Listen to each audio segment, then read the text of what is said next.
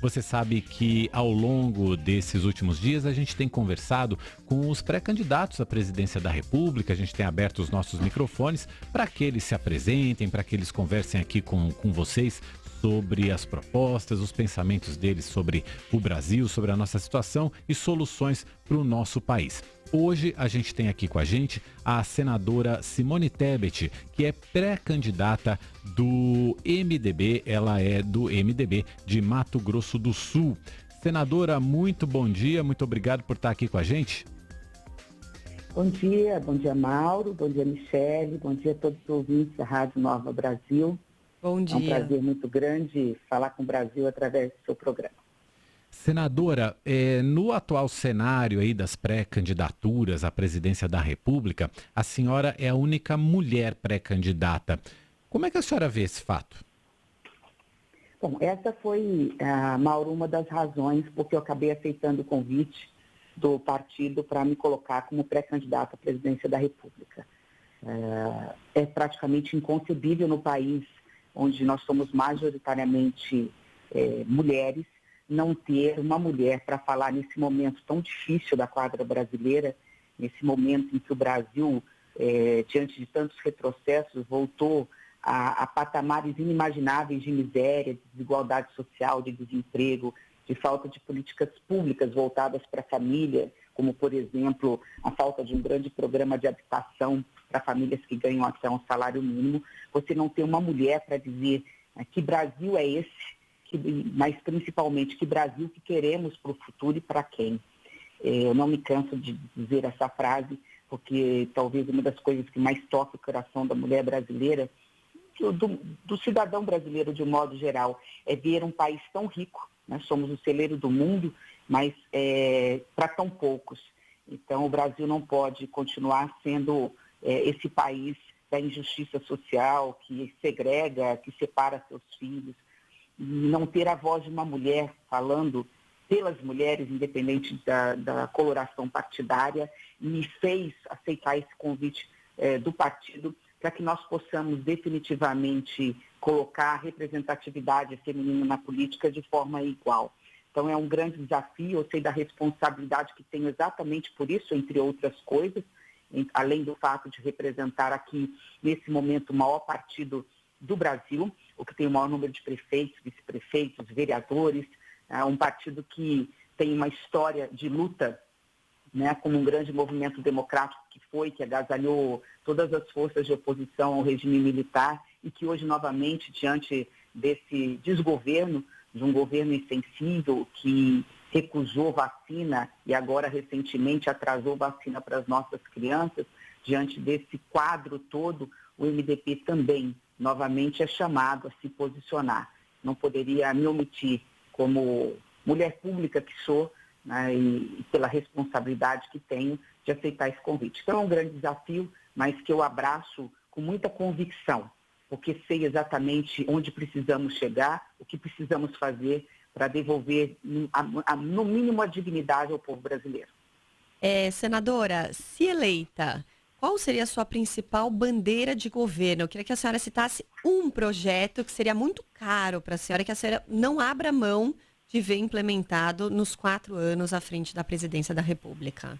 Tem algum, de alguma área específica? Sim, sem dúvida, Michele. Eu poderia citar vários, eu vou citar um, mas não sem antes dizer o porquê escolhi esse como prioritário. A nossa bandeira é justiça social. Nós temos convicção que nós temos que diminuir esse fosso da desigualdade social entre muitos poucos que são tão ricos e a maioria da população brasileira. Eu estou falando aí de 50% pelo menos da população brasileira com insegurança alimentar. Nós saímos da década, talvez de menos de 15 anos, com mais ou menos 1/3 da população com insegurança alimentar para 50%. Eu estou falando aí de pessoas que estão passando fome. São 5 milhões de crianças que dormem todos os dias ou todas as noites com a barriguinha vazia. É muito difícil para a gente até dizer isso como mãe. Eu não tenho como não me emocionar. Fora, obviamente, os avós ou os pais que dormem com fome para poder deixar os seus filhos bem alimentados. Um país que é considerado o celeiro do mundo, e nós somos mesmo, 20% hoje de tudo que se produz em terras consideradas agricultáveis está no Brasil. Como é que este país entrou novamente para o mapa da fome? Entre outras coisas, não só, e isso não se deve ao produtor que faz a sua parte, mas por um governo que não dá o mínimo de estrutura das nossas estradas vicinais, os desperdícios que não são contidos, a falta de políticas públicas para um programa de reavivar, o programa de agricultura familiar, do programa de alimentação de escola, né, os restaurantes populares, todos eles hoje com orçamentos comprometidos. Então, quando eu disse o que fazer, já estou respondendo que, de uma certa forma, as políticas públicas voltadas por esse programa alimentar precisam ser reavivados e incrementados. Nós temos que olhar para trás e falar, sim, nós tivemos governos que fizeram muito. Esse programa mesmo de aquisição de alimentos da agricultura familiar, o próprio programa de alimentação escolar, as cisternas, quantas coisas. Recentemente eu vi uma matéria, acho que foi ontem, que ele exatamente tratando disso, né, os próprios restaurantes populares precisam ter os seus orçamentos garantidos e não cortados todos os anos, né, pelo orçamento da União. Ao mesmo tempo, quando a gente fala de fome no Brasil, a gente fala de falta de dignidade e de cidadania, nós estamos falando de um combo, né, de uma população que está se empobrecendo por conta de um desgoverno, um governo omisso e insensível que não cuida dos seus. E, obviamente, nesse aspecto, eu fui prefeita 2 vezes da minha cidade, a primeira mulher prefeita da minha cidade natal, e tive a felicidade de fazer muita escola, muita creche, muito posto de saúde, construir clínicas especializadas públicas de saúde, enfim, levei muitas indústrias, gerei muito emprego na minha cidade, a maior fábrica do mundo de celulose, mas nada me dava mais prazer, satisfação, de alegria de ver, né, o choro feliz de uma mãe quando recebia a chave da casa própria. E até nisso, o governo teve a capacidade de, se não de destruir, de desconstruir. Nós temos hoje conjuntos habitacionais sendo feitos pelo Brasil afora, muitos, inclusive, para quem ganha acima de um salário mínimo e meio. Quando você fala em subsidiar essa casa popular para quem ganha até um salário mínimo e meio, houve uma verdadeira estagnação, ainda que sejam feitos na proporção infinitamente menor do que os governos passados. Então, a habitação popular, garantindo chave da casa própria para a mãe, para a mulher, para aquela que tem os filhos e que hoje tem que fazer uma escolha muito dura, pagar o aluguel ou colocar alimento na mesa. Eu poderia aqui me estender, Michele, mas sei que nosso tempo é curto, mas é muito focado nisso. Não foi por outra razão que eu falei da fome mais de uma vez no nosso discurso de pré-lançamento, porque por trás disso, da fome, há uma série de deficiências, há uma série de demandas, há uma série de necessidades que uma mãe, um trabalhador, um chefe de família desempregado ou na informalidade hoje passa, né? São necessidades básicas. E, repito, é inconcebível essa indignação de mãe, de mulher, ela tem que ser levada para um projeto de governo que possa garantir um mínimo aos seus. A gente está conversando aqui no Nova Manhã com a senadora do MDB de Mato Grosso do Sul e pré-candidata à presidência da República, Simone Tebet. Você pode acompanhar a nossa entrevista também pelo nosso YouTube, o youtube.com/Nova Manhã.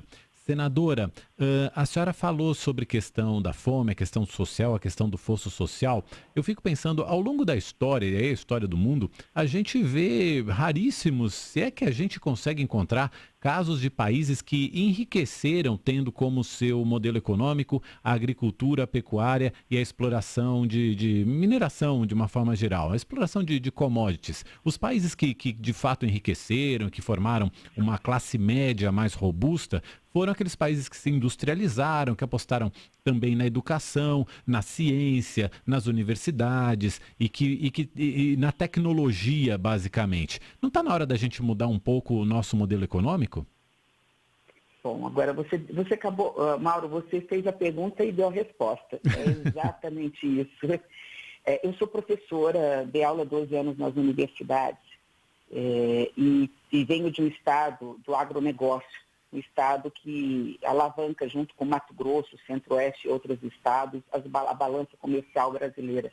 Eu chego a me perguntar, né, assim, obviamente sabemos a importância de superávit da balança comercial, entendam bem o que eu vou dizer aqui, né? Mas assim, o que adianta uma balança comercial superavitária, o que adianta sermos celeiro do mundo, não termos guerra civil, não termos problemas, ao contrário, né, de escassez. Nós temos tudo, nós temos terra, nós temos água, somos uma das maiores, temos as 5 maiores bacias de água doce praticamente aí do mundo, temos climas, temos microclimas, temos a capacidade de produzir. O agronegócio hoje é considerado um dos mais evoluídos do mundo, graças à ciência, tecnologia, a Embrapa, enfim, todos os órgãos que auxiliam na produção de grãos que hoje fazem com que a produtividade aumente, tendo a mesma quantidade de área plantada e com isso não ameaçando, pelo menos no centro-oeste, à exceção da Amazônia Legal, que é um grande problema, uma grande preocupação ambiental que nós temos, mas o agronegócio brasileiro consegue produzir mais na mesma quantidade de terra sem comprometer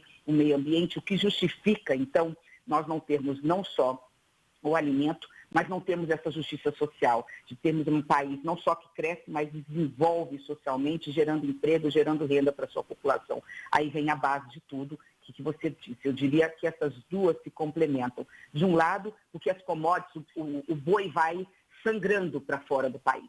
A gente não tem a capacidade sequer de pegar o couro desse boi e transformar em wet blue, em semi-acabado, ou mesmo em acabado, com raríssimas indústrias, obviamente que nós temos calçadísticas muito fortes, por exemplo, no interior de São Paulo. Nós pegamos os nossos grãos, a soja, e ele vai, com exceção muitas vezes em alguns momentos que você transforma no óleo, para fora para depois ele vir num produto industrializado. Então você não tem a cadeia produtiva que verdadeiramente gera emprego. Quem mais gera emprego no país é o setor da indústria. E a indústria está sucateada por N razões que aqui eu acredito que não tenhamos tempo para discutir, mas todos nós sabemos do desinvestimento nesse setor e na falta de investimento saudável. Eu não estou falando nem dos gastos tributários ou dos incentivos fiscais, porque eles até existem, mas eles existem mal compartilhados, eles existem muitas vezes por lobbies que são feitos e fazem que a gente renuncie aos impostos pagos pelo trabalhador brasileiro numa ordem de o que hoje 370 bilhões de reais de forma desorganizada. Eu não sou contrário a que se tire subsídios. Pelo contrário, inclusive, acho que a gente precisa fazer um levantamento de custo-benefício, né? É preciso que a gente faça um remanejamento para que nós possamos ter recursos para investir, subsidiar a indústria brasileira, repito, que é a que mais gera emprego, para que nós possamos, nessa cadeia, chegar no setor terciário, que é o setor de serviços, esse setor ter o conforto de abrir mais portas, gerar mais empregos diretos e indiretos.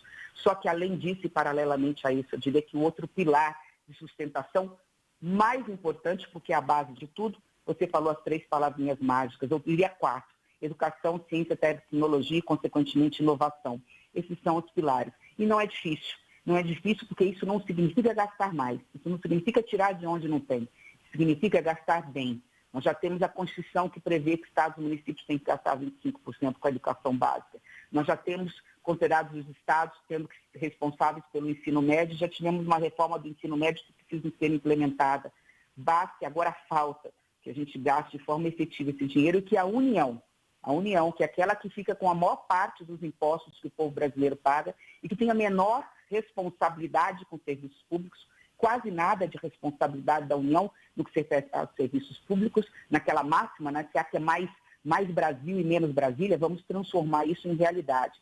Então vamos, não só através da reforma tributária, desconcentrar esses recursos para que a União fique com menos recursos e mais recursos vão para a mão de quem efetivamente faz políticas públicas, que são estados e municípios, mas também que a União assuma definitivamente a sua responsabilidade, que é sua, com o ensino universitário e com o ensino técnico profissionalizante, para que esses jovens, hoje que não estudam nem trabalham, porque não têm perspectiva, possam não ter só um aperfeiçoamento do ensino médio para querer ficar na escola, né, como a reforma do ensino médio já propôs e é fácil de se fazer, mas que para que quando ele saia do ensino médio, a União o abrace, o acolhe e diga para ele o que você quer ser quando crescer, o que você quer fazer. Você quer entrar para uma universidade, nós vamos garantir que essa universidade tem acesso, não apenas com essa questão de financiamento. O financiamento, sim, para a classe média, que pode de alguma forma pagar subsidiário, praticamente sem juros, a universidade, mas e aquele que não tem? Que ele não só entre na universidade pública que não é paga, mas que ele tenha todo o aparato do material escolar, de orientação, e também, quando ele não tem essa aptidão, ele não quer ir para uma universidade, que ele tem em cada canto dessa cidade, desse país. E, repito, isso não é difícil, porque os prédios já estão aí prontos. Uhum. Cursos profissionalizantes através dos institutos técnicos federais que já existem no Brasil. Então, assim, essa é a base de tudo. Educação, ciência, tecnologia, inovação, de um lado, e de outro lado, uma política através de uma reforma tributária saudável que garanta a quem invista no Brasil oportunidades de não só investir, mas, acima de tudo, gerar emprego e renda para a nossa população. Por favor, Mauro, vai me cortando, que eu tenho o hábito de falar muito. Eu sei que o nosso tempo é curto. Ô, senadora, falando a respeito desses investimentos que a senhora citou, né, qual seria a sua proposta exatamente para aumentar esses recursos nos cofres públicos? Existe uma crítica grande, assim, de uma parcela, assim, tanto de candidatos quanto de alguns especialistas, a respeito do teto de gastos, que inclusive foi implementado no governo do Michel Temer, que é do seu partido. Como a senhora lidaria com essa questão dos teto de gastos? A senhora acha que limita investimentos em áreas que são importantes, por exemplo, como saúde, educação, áreas que a senhora bem citou aí, também na questão social? E qual seria exatamente a sua proposta para aumentar esses recursos e otimizar os recursos nos cofres públicos Só federais? para complementar, Michele, a senhora votou a favor do teto de gastos. Passado esse tempo, né, com a gente tendo aí a efetividade do teto de gastos, ele em vigor, como é que a senhora avalia? Valeu a pena? Devemos mantê-lo ou precisamos alterar alguma coisa? Eu votei e votaria de novo, Mauro, e eu explico por quê. Embora ache que a gente tenha que repensar um ponto desse teto de gastos. Eu vou dar um exemplo muito simples, aí eu vou deixar um pouco assim a fala mais formal de lado para dar um exemplo muito simples do que acabou de acontecer. As âncoras fiscais, a responsabilidade fiscal com dinheiro público, ele não tem nenhum outro objetivo, ele não é um fim em si mesmo, ele não tem nenhum outro objetivo a não ser fazer social. Você não faz social, você não constrói casas, você não investe na saúde, na educação, em políticas socioambientais, você não faz estradas, não constrói pontes, você não dá subsídios, você não garante que a máquina pública rode se você não tiver dinheiro. E o dinheiro precisa ser bem aplicado. As âncoras fiscais, elas infelizmente só existem no Brasil porque os políticos são irresponsáveis com o gasto. Né? Há o populismo de se querer fazer tudo, de querer fazer mais e além do que se pode, especialmente em ano eleitoral. Este é um ano muito sensível, que o Congresso Nacional vai ter que ter muita responsabilidade, sob pena de nós podermos estar diante de um desgoverno que, além de não governar, pode querer fazer política populista e, com isso, poder quebrar o país. Então, voltando à questão do teto de gastos, eu vou dar um exemplo muito simples, não só da lei de responsabilidade fiscal, da regra de ouro, mas do próprio teto de gastos. Nós recentemente vimos, através de vocês da imprensa, né, também a indignação porque é um absurdo do orçamento secreto. Uhum. O orçamento que, a princípio, tem que ficar, na sua grande parte, sendo gerido e comandado pelo executivo, que é quem tem a chave do cofre na mão, é quem conhece a realidade, quem sabe numa política de planejamento, de pequeno, médio e longo prazo, né? Sentar na cadeira e dizer o que eu vou fazer e resolver no primeiro dia, o que se resolve em um mês, o que leva um ano e o que leva 20 anos a começar de agora, mas que só produz efeitos em 2 décadas, que é, por exemplo, o caso da educação. O executivo que sabe, que planeja, que sabe que é melhor como tirar o Brasil dessa vergonha da desigualdade social, ele tem que ficar com a chave do cofre na mão e com o orçamento. O que aconteceu o que acontece hoje no Congresso Nacional? Nós temos hoje o legislativo sequestrando esse orçamento. Você imagine, na ordem, por exemplo, entre outras coisas, não vou me delongar, de um orçamento secreto de 16 bilhões de reais. Bilhões, não são milhões. Onde uma única pessoa tem o direito de gastar onde quiser mais do que todo o Congresso Nacional. Nós somos mais de 600 parlamentares, entre deputados e senadores. Se você não tivesse o teto de gasto, nós estaríamos falando o quê? Além dos 16, de 20 bilhões, de 25, de 30 bilhões de reais. Então, não deixa de ser uma marra, infelizmente, uma marra necessária para maus gestores, para uma classe política ainda que minoritária, porque grande parte da política brasileira é séria, responsável, que não tem limite para chegar para se manter no poder. Então, Então, o teto de gastos ele não é necessário. O que nós temos que pensar, e aí sim, o que é considerado gasto público para esse fim de tetos. Nós poderíamos sim fazer uma discussão, já que, infelizmente, esse teto de gasto foi flexibilizado de forma equivocada, como aconteceu agora. Alguns chegam a falar que não existe mais teto de gasto no Brasil, o que não é verdade. Né? É ele que ainda filtra muita coisa. O teto de gasto agora foi comprometido com essa questão dos precatórios. Nós já sabíamos, a cada 3 meses a AGU ela avisa o Ministério do Planejamento e o Ministério da Economia de que tem, por exemplo, precatórios bilionários para serem pagos ou não. E você vai fazendo, obviamente, economia para se pagar precatórios, lembrando que precatórios é dívida que é transitada em julgado, de aposentados, de pensionistas, você tem de pequenos a grandes. Senadora. Mas isso é uma outra questão que não pode ser discutida agora. Então, finalizando, Michele, o teto de gastos, ele precisa ser mantido, ou qualquer outra âncora fiscal, talvez discutir o que nós poderíamos tirar desse teto de gastos para fim de investimentos. Eu dou só um exemplo, alguma parcela de investimento na educação, ciência e tecnologia. Tá. A senhora abriria, então, uma exceção ali para... Uma discussão, Michele. Eu acho que é mais uma discussão com a equipe econômica do que nós poderíamos tirar do teto de gastos naquilo que significa investimento. E aí eu não estou falando de asfalto, de creche, da construção da obra física. Eu estou falando já na ciência do conhecimento. O que nós investirmos em ciência, em tecnologia, em educação, no que se refere a investimento perene, permanente, nós poderíamos estar discutindo, já que a própria dívida está fora do teto de gastos. Mas isso é uma discussão que precisa ser feita. Para isso existe pré-campanha, depois campanha, para isso existe equipe econômica, para isso existe esse diálogo que a gente faz com a sociedade quando percorre o Brasil, nos apresentando, que é o que eu farei agora, porque sou uma senhora desconhecida para o Brasil. Senadora, se a senhora hoje já estivesse na cadeira da presidência da República, que medidas o seu governo tomaria para conter a inflação e também o preço dos combustíveis? Então vamos ficar no preço dos combustíveis, porque a gente pode falar, inclusive, na inflação de modo geral depois, né? Hoje nós temos uma reunião de líderes, agora eu falo como senadora e líder da bancada feminina.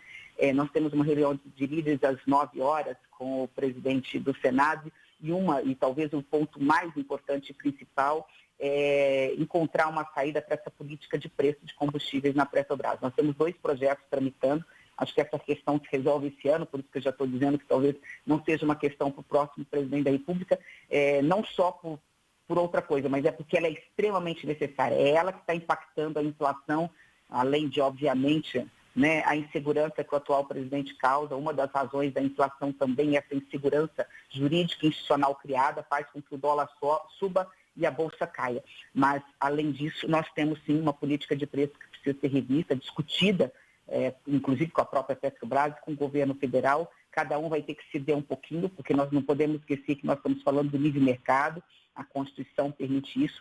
A Petrobras é uma sociedade de economia mista, consequentemente tem seus acionistas privados, muitos deles, repito, são aposentados, são pensionistas, são servidores da própria Petrobras.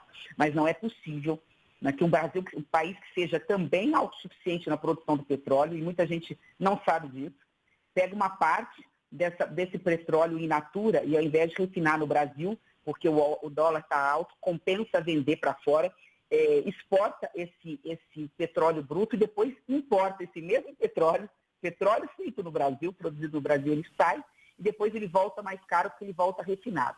Então há 2 projetos tramitando e os governos estaduais estão entrando nisso através do CONFAS e do governo federal. A saída, eu diria que tripartite. A União tem que pensar mesmo em zerar talvez o PIS e COFINS, que representa algo em torno de 10% nesse custo do preço da gasolina, do diesel especialmente.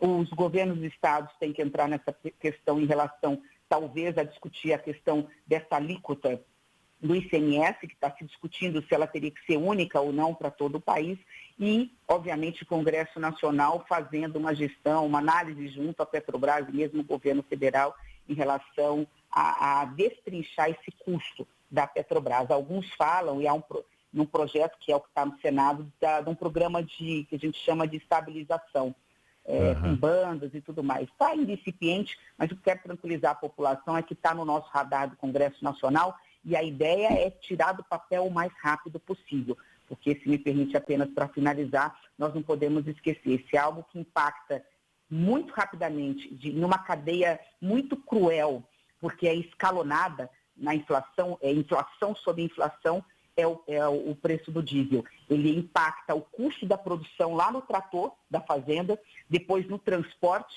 na gôndola do supermercado e no prato da comida, além do preço da energia e tudo mais, que também é inflacionado. Então, este é um problema imediato que não dá para esperar para o próximo presidente, Michele. Nós temos que resolver agora e vamos resolver agora, porque percebi pela primeira vez que há um compromisso coletivo do governo federal, do governo estadual e do Congresso Nacional. Senadora, a gente ainda tem mais um minutinho nesse nosso bloco da entrevista, depois a gente passa para o próximo. Eu queria saber da senhora, quem é que está auxiliando a senhora na elaboração do seu projeto de governo, do seu plano de governo, aquele que a senhora vai apresentar durante a campanha, especialmente nas áreas de economia e de educação, que foram as duas áreas que a senhora mais ressaltou até aqui nessa entrevista. Ótimo. Semana que vem, aliás, antes disso, talvez, ainda hoje à tarde, amanhã, a gente talvez esteja já anunciando quem vai estar à frente dessa equipe que está sendo formada com muito cuidado e critério. A senhora pode anunciar agora aqui no Nova Manhã, não tem o menor problema. Eu vou deixar para o presidente nacional do partido, a gente ainda ontem estava falando de federação, enfim, ele me consultou sobre essa questão do PSDB e a gente estava falando como é que faria esse anúncio. Nós vamos fazer não só anúncio de quem, não da equipe econômica, mas ver quem vai capitanear e a partir daí, aos poucos, nós vamos formando essa equipe econômica sobre vários vieses. Alguém que entenda de economia, de políticas públicas, alguém na área fiscal, né, alguém que fale por nós da macroeconomia.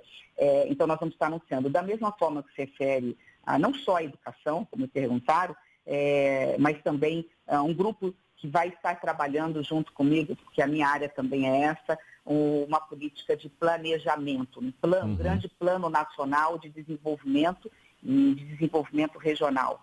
Eu tenho uma preocupação muito grande com isso, que a gente possa lembrar que o Brasil, na realidade, é dividido em dois.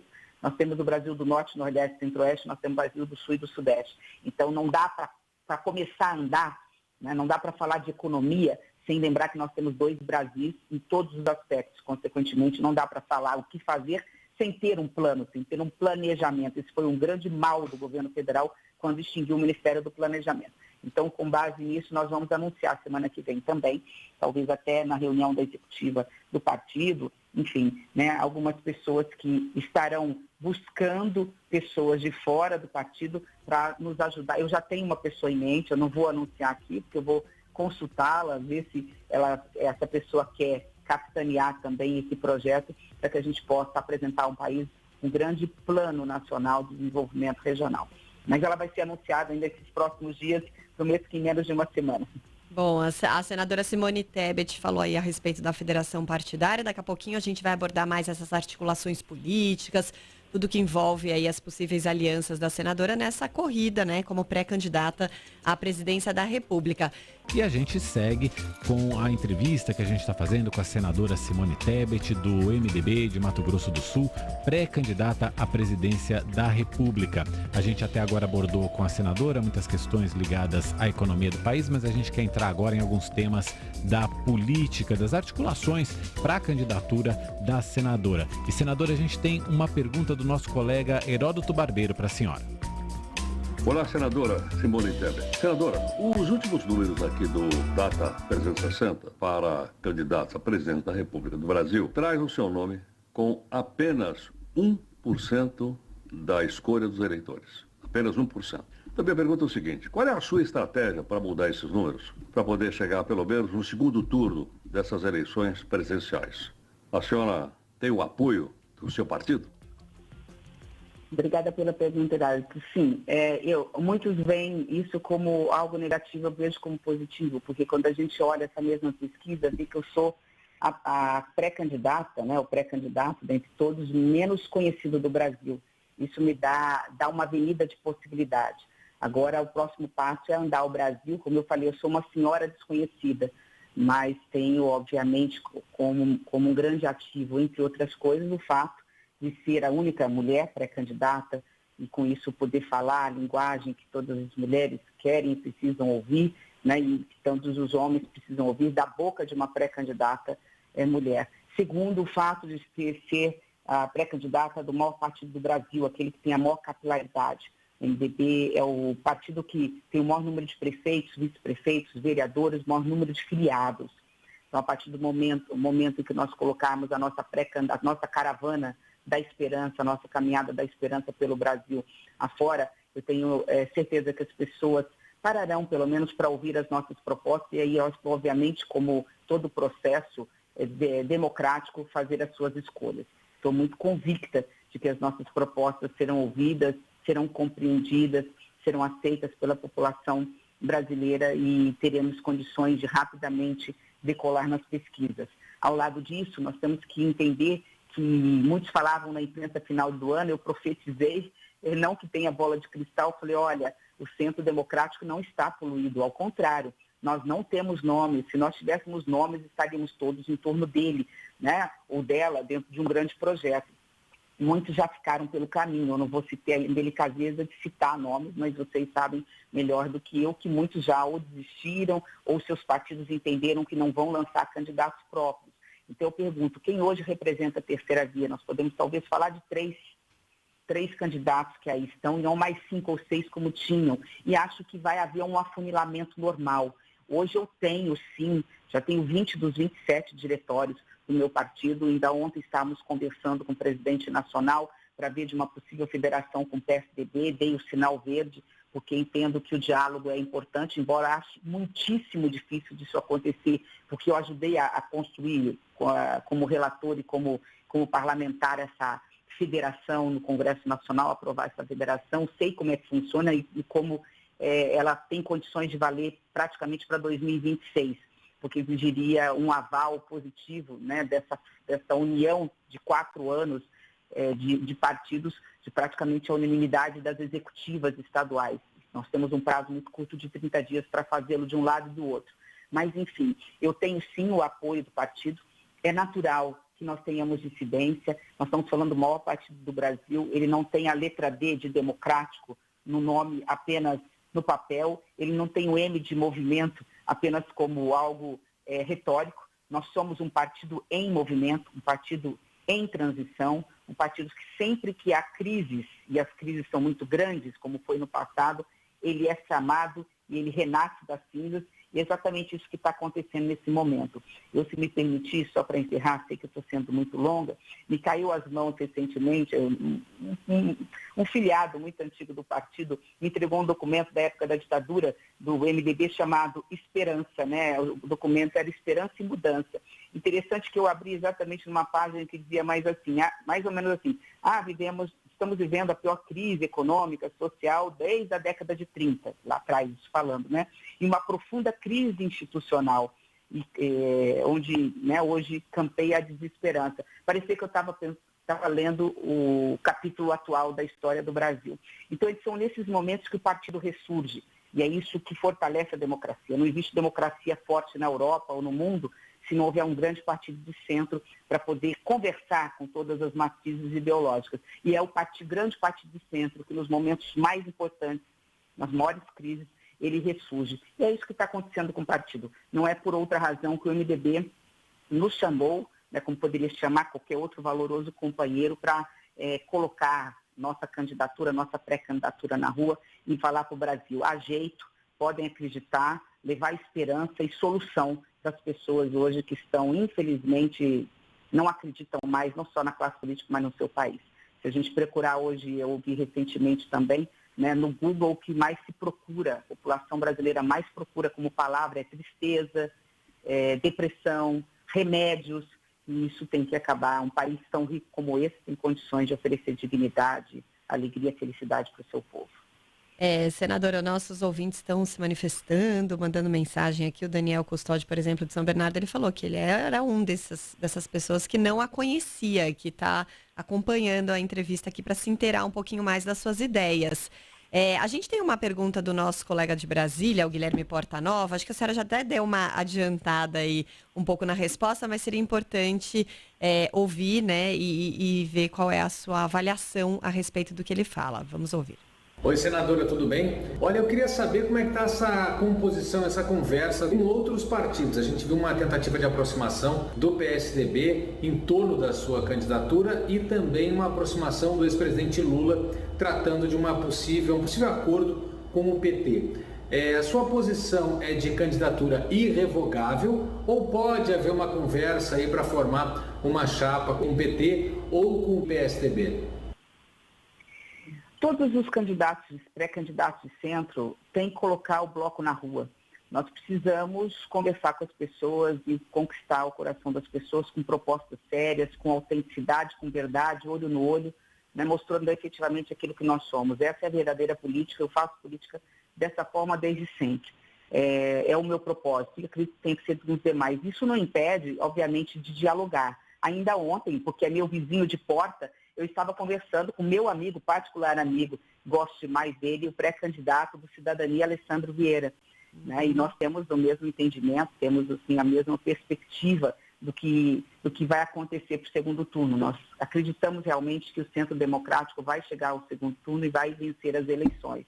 Da mesma forma e na mesma hora, um pouquinho antes, até logo cedo, porque já há uma semana que a gente vem discutindo isso, o presidente do MDB me ligou e falou, vou encontrar com o presidente do PSDB, Bruno Araújo, e nós estamos pensando em começar uma conversa sobre federação. É isso que se faz numa democracia, com homens e mulheres sérios que querem o bem do país. Dialogam, conversam, tentam chegar no consenso para alcançar depois o poder para fazer o que entende ser o melhor para a nação. Então, ao mesmo tempo que eu conversava com o pré-candidato, o meu presidente do meu partido, conversava com o presidente de outro partido. Ao mesmo tempo, semana passada, esteve com a União Brasil conversando com esse grande presidente que é Luciano Bivar. E nós temos todo o interesse também de estar dialogando. Quero, a semana que vem, poder estar conversando com o ex-ministro Sérgio Moro. Se vocês me permitirem, até ontem, quando eu falei que vinha na rádio conversar, uma assessora falou, poxa, você sabe que o pré-candidato Ciro Gomes fez um elogio a você e eu não sabia. Então, eu cometi a indelicadeza. Eu quero aproveitar aqui em rede nacional para fazer um agradecimento ao pré-candidato Ciro Gomes. Tentei ligar para ele ontem, eu não sei se ele usa o WhatsApp, porque eu não consegui achá-lo no WhatsApp, mas vou tentar novamente hoje para devolver a gentileza, fazendo o agradecimento às palavras honrosas que fez. Então, manda SMS para ele, senadora. O pré-candidato Ciro Gomes não usa o WhatsApp, mas se a senhora mandar mensagem de texto, aquela moda antiga, SMS, essa. Porque eu tentei por telefone e depois eu procurei no WhatsApp e não achei. Então, fica aí, agradeço a dica. Fica a dica. Eu vou ligar, que agora se ele estiver ouvindo, ele vai me atender, ele vai ver tudo. O prefixo é 067, que é do meu estado, e ele vai me atender. Ô, senadora, rapidamente aqui... muito grande pelo irmão dele, que é meu colega aqui no Senado. Só para complementar essa sua resposta, quando a senhora fala de todas essas alianças e conversas, a senhora, então, na sua visão, não sei se é a visão do seu partido, descartaria, então, uma possível aliança com o PT do ex-presidente Lula, quando a senhora fala dessa questão do centro democrático, dessa terceira via... não é que eu estou fugindo da pergunta, é que eu realmente esqueci de complementar. Você tem, acho que talvez o cerne da pergunta anterior foi exatamente essa. Não sou eu, é o partido. Eu não consigo visualizar um partido que mais do Sul e Sudeste tem uma tendência se tivesse que fazer uma opção, escolher mais pelo atual governo e o MDB do Norte e do Nordeste ter uma simpatia maior pelo ex-presidente, um partido como esse caminhar para um lado ou para o outro sem rachar. Quer dizer, como é que um partido da dimensão do MDB, capilar como né, que tem um diretório em cada município desse estado e que tem visão tão diferente quando se fala do MDB do Norte e do Nordeste com o MDB do Sul e do Sudeste, vai conseguir no primeiro turno caminhar para um lado ou para o outro. Não consigo enxergar conhecendo o partido como conheço. Além de tudo, e isso é importante, veio da base do MDB Juventude, do MDB Mulher, do MDB Afro, do MDB Diversidade, do MDB Socioambiental, do MDB Trabalhista, esse anseio de o Brasil está em crise, a crise é institucional, a crise é séria, a crise é econômica, a crise é social, o maior parte do Brasil não pode ficar no limbo, não pode ficar inerte. Esse anseio, essa chama, ela contaminou grande parte dos dirigentes do partido. Eu tenho visto essa movimentação. É verdade, nós temos, inclusive, colegas meus que falam, olha, eu acho que a gente deveria decidir já no primeiro turno. É natural, nós não temos a unanimidade, mas eu posso garantir a vocês, nós vamos ter a unidade do partido na convenção, que isso é o mais importante. É uma caminhada, é um movimento, como o próprio nome do partido. Movimento Democrático Brasileiro está se movimentando para chegar na convenção de forma unida em torno do nosso nome. Eu tenho, assim, convicção que o partido está cada vez mais convicto da importância de uma candidatura própria e que nós teremos condições de rapidamente nos tornar conhecidas, nos tornar conhecidos conhecido enquanto partido, enquanto proposta, e a partir daí temos condições de disputar e chegar no segundo turno.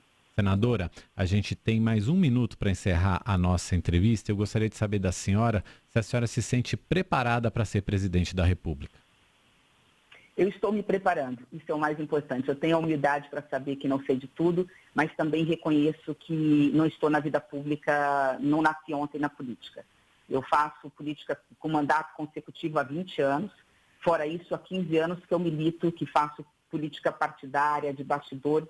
Participei do movimento das Diretas Já aos 14 anos de idade, no movimento Fora Collor, né? Eu acompanhei como aluna na Universidade Federal do Rio de Janeiro a Constituição Cidadã sendo elaborada, sou professora universitária exatamente de Direito Público, tive a oportunidade de ser prefeita, reeleita prefeita, vice-governadora e como senadora da República eu tenho orgulho de dizer agora para as mulheres brasileiras, né, que tive a coragem de romper aí uma tradição, depois de quase 200 anos de história, a primeira mulher que é candidata à presidência do Senado, a primeira mulher eleita e tive a oportunidade de presidir a comissão mais importante do Congresso Nacional, por onde passaram as reformas estruturantes e vão passar as próximas. Enfim, eu estou me preparando. Aquilo que não sei, e não sei mesmo, a gente tem que se cercar das melhores pessoas. O que não falta no Brasil são excelentes quadros, vindos da academia, da iniciativa privada, do próprio poder público, na área econômica, na área de planejamento, na área de políticas públicas sociais. A gente agradece muito a senadora Simone Tebet, do MDB do Mato Grosso do Sul, que conversou conosco aqui no Nova Manhã, contando um pouco da experiência, das opiniões, das propostas que ela tem nessa pré-candidatura dela à presidência da República. Senadora, muito obrigado por estar aqui conosco. Volte sempre ao Nova Manhã. Quando estiver em São Paulo, venha nos visitar aqui nos nossos estúdios. Obrigada, Mauro. Obrigada, Michele. Estarei em São Paulo em breve e, quando possível, sim, estaremos em loco e ao vivo conversando com seus ouvintes. Obrigada, muito obrigada pelo belíssimo espaço que me ofereceram. A gente conversou com a senadora Simone Tebet, também já estiveram aqui no Nova Manhã os pré-candidatos Ciro Gomes, Sérgio Moro, João Dória, e a gente é sempre bom fazer essa ressalva aos nossos ouvintes que estamos convidando todos os pré-candidatos, inclusive o pré-candidato Lula, o pré-candidato Jair Bolsonaro, já foram convidados também para estarem aqui com a gente. Assim que eles aceitarem o nosso convite, nossos microfones estão abertos também.